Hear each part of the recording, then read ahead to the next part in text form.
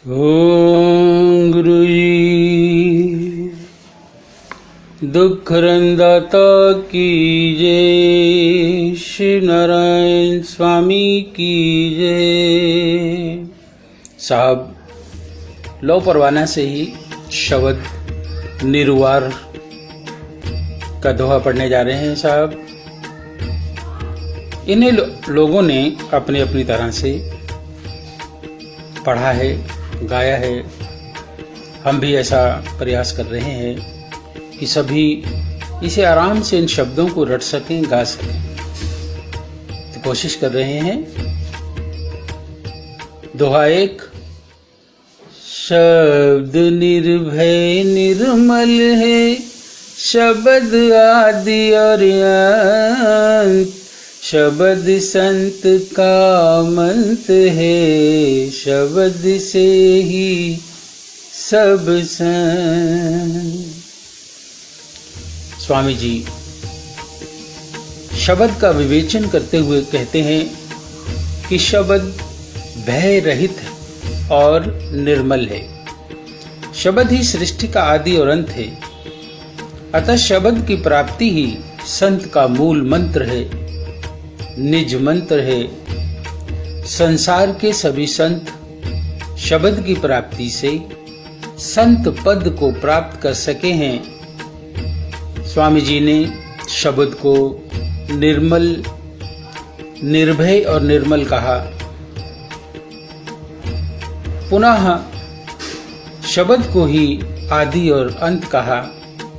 जो साधक शब्द की अनुभूति प्राप्त कर लेगा वह निश्चित ही संत पद को प्राप्त कर लेगा। संतों के लिए शब्द को ही सृष्टि का मूल कहा है। काल चक्कर में भ्रमण करते हुए जीव काल से भयभीत है, परंतु काल शब्द को छू नहीं सकता है। शब्द की सामर्थ्य काल को भयभीत करती है। वह शब्द से भयभीत रहता है।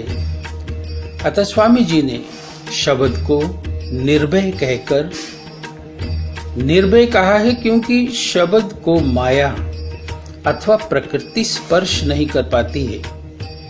अतः स्वामी जी ने इसे सदा निर्मल कहा है। जो संत शब्द को प्राप्त कर लेता है वह संतपति को प्राप्त कर लेता है, परमात्मा को पा जाता है। बोलो सतगुरु महाराज की जय। दूसरे दोहे में सतगुरु महाराज लिखते हैं शब्द। शब्द सुर और तार है, शब्द है निराधार, शब्द ही आमे शब्द निरखे, शब्द उतारे पार। स्वामी जी कहते हैं शब्द ही सुर है, शब्द ही तार है, यानी धारा है। प्रकृति सृष्टि का आधार है। प्रकृति सीमाओं में बंधी है, लेकिन शब्द असीम है। वह प्रकृति से सर्वदा परे है। शब्द किसी पर आधारित नहीं है, इसलिए स्वामी जी ने उसे निराधार कहा है। शब्द से अंतःकरण का जागरण होता है। जागृति की इस अवस्था में ही निज रूप का दर्शन होता है। यही जागरण है। हृदय प्रकाश से भर जाता है। इसी जागृत अवस्था में शब्द अपने आप को निरखता परखता है। शब्द ही जीव को भवसागर से पार कराता है। सुरधारी संत गुरु शब्द के तार को पकड़कर गगन मंडल में संत देश में पहुंच जाता है। तो बोलो सतगुरु महाराज की जय।